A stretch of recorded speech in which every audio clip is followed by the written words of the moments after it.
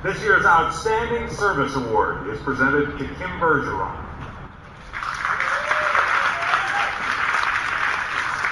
Kim is a leading arts advocate, talented artist, and founder of a number of programs for the city of Slidell, including Some Enchanted Evening with the LPO, the Bayou Jam Concert Series, and several world-class exhibitions at the Slidell Cultural Center.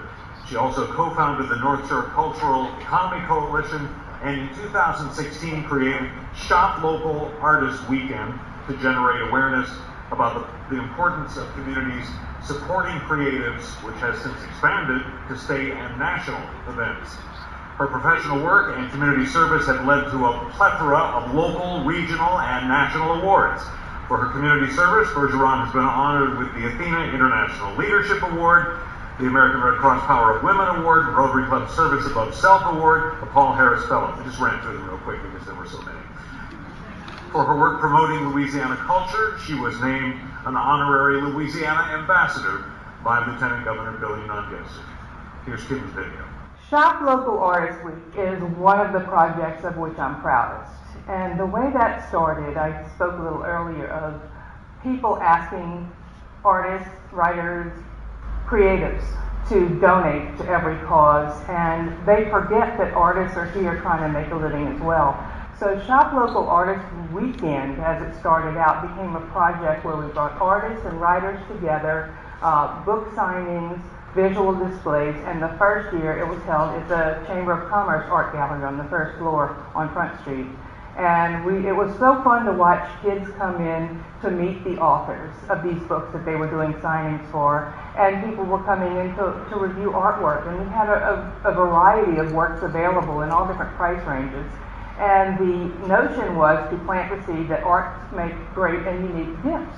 So that was timed right before Christmas, a few weeks before Christmas, ideal shopping time, and you could come in and do a lot of your shopping all at once and support the local artists that have been so generous in supporting the community. So as I was sitting there and watching all these people come in and intermingle with the audiences, it was like, why aren't we doing this on a broader basis? So I decided to do that. So I reached out to Senator Sharon Hewitt and asked if she could assist toward that effort. I actually penned the resolution to present it because they're also busy and don't have time to research all this. And it passed without opposition, making it Louisiana Shop Local Artist Week, the first week in December. And so after seeing how much that was embraced by the community, I thought, why aren't we doing this on a national level? This should be everywhere. People need to know the importance of supporting arts and creatives. And so I reached out to Americans for the Arts and worked with them, and it is now a national event. National Shop Local Artist Week is the first full week of December, and in its inaugural year, there were over 20 states participating, as documented by posts on Twitter and social media. So it was embraced relatively quickly because we just made that announcement in October, and it was in December. So a lot of people put together these amazing events, and now we celebrate arts, and we're supporting what's unique in our community. We're supporting the artists. We're supporting our community identity, because every community is defined in many ways by the creative people that live there. So hopefully a lot of people continue to embrace it and it continues to grow. First of all, I want to thank Parish President Cooper and the Arts Council for this honor. It's an incredible, incredible honor and totally unexpected. And I have a lot of people I want to thank because I'm here because of them. First, I want to thank my family. My mom and my daughter and my sister and her husband are here, and they have always been so supportive of everything I do. I worked for 10 years as the Director of Cultural Affairs for the City of Slidell, and many of our family events were scheduled around my work schedule. So they've been very patient and tolerant and supportive through the years. I want to thank the artists that I've had the pleasure of working with. We have so many talented artists in this area, and people remember them when they're having fundraisers, but forget them the rest of the year. And that's where Shop Local Artists Week was born. The same goes for musicians who are always asked to perform for free at events. This is how these people make their livings. This is their paycheck. So they can give up 1 or 2 paychecks a year. They cannot give up their paycheck every week for a different cause. So you need to keep that in mind when you have fundraisers. These are the food they put on their table and the roof over their heads. And keep that in mind. Artists are small businesses, and that's where this event started. So I've had the pleasure of working with a lot of artists through the years, and some of the events that we've done have been rather untraditional, and they've always stepped up to the plate. For the 10th anniversary of Katrina, we wanted the artists to tell their stories and how they made it through Katrina, how the storm impacted them, and how they evolved over the years. And a lot of the artists knew that the work they were creating wasn't necessarily stuff that you buy to hang over your couch, but they were using their voices to document that moment in history for future generations. So we're not reduced to a paragraph in a history book or a page in a history book. 4 years ago, the event that we did was Stop the Madness.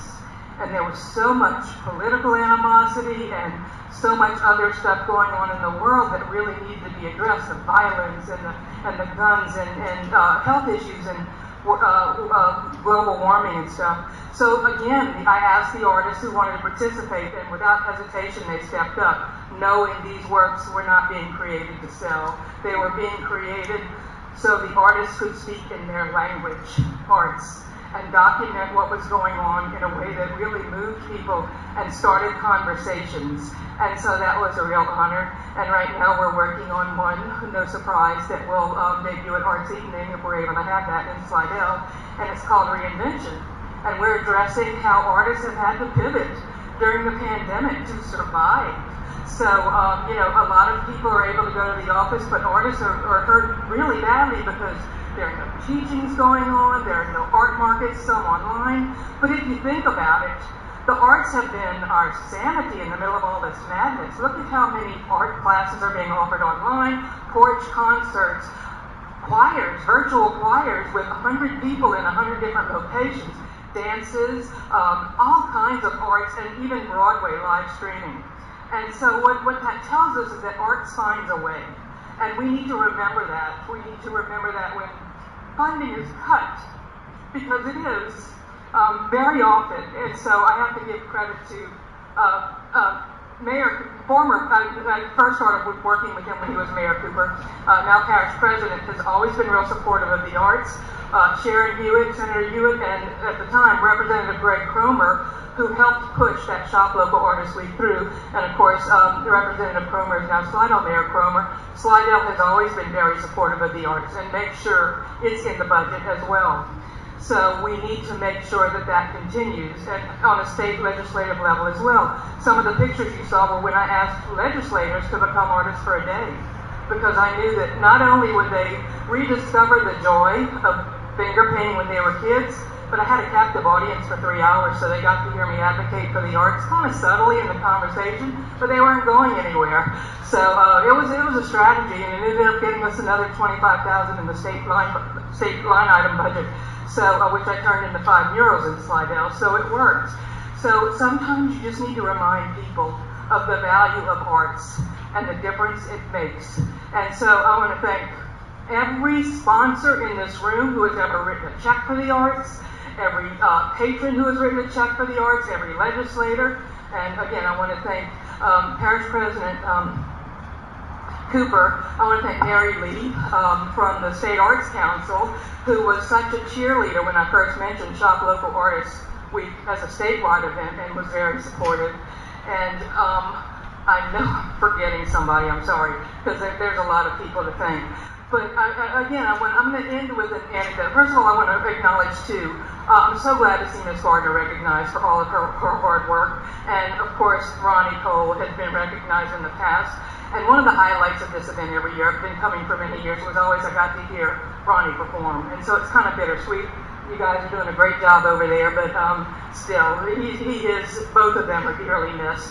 We also lost another tremendous arts advocate earlier this month, Bill Stadler, who was on the Commission of the Arts for the City of Slidell for over 25 years, created the Slidell Symphony Society, and was always willing to step up and help to make arts happen no matter what. So I'm going to close with an anecdote and remind everybody to please reach out to your legislators when they look to cut the arts. Remind them how important it is. My son is not here tonight. He had some other commitments. But years ago, I took him to a play at Slidell High.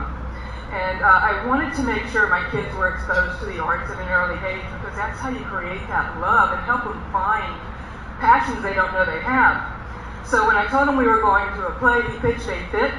He threatened to call 1-800 for a child and report me for abuse. True story. And so we went to the theater. It's this little high theater, and we're sitting there in second or third row, and he's got his arms crossed, and he's slumped down in the chair, and he wants to make doggone sure that everybody around him knows he doesn't want to be there, and he wants to make sure I'm not going to make him do that in the future.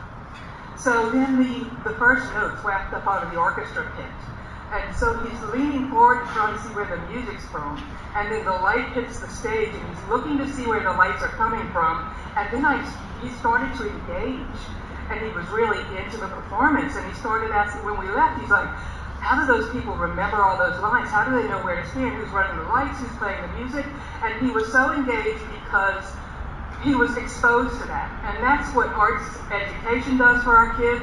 And parents, please bring your kids and your grandkids to the arts at these times where it's not so readily available in school. He went on into the talented arts program in theater because he fell in love with it, and he discovered a passion neither of us knew that he had. And 1-800 for a child did not arrest me for abuse, so I was very happy to hear that. But anyway, I'm so honored by this and so grateful for everybody who is so supportive of the arts. What I do is easy compared to what everybody else does. I'm just a cheerleader in the background, rooting everybody on and encouraging everybody to support what they love and who they love. And again, remember, artists are small businesses.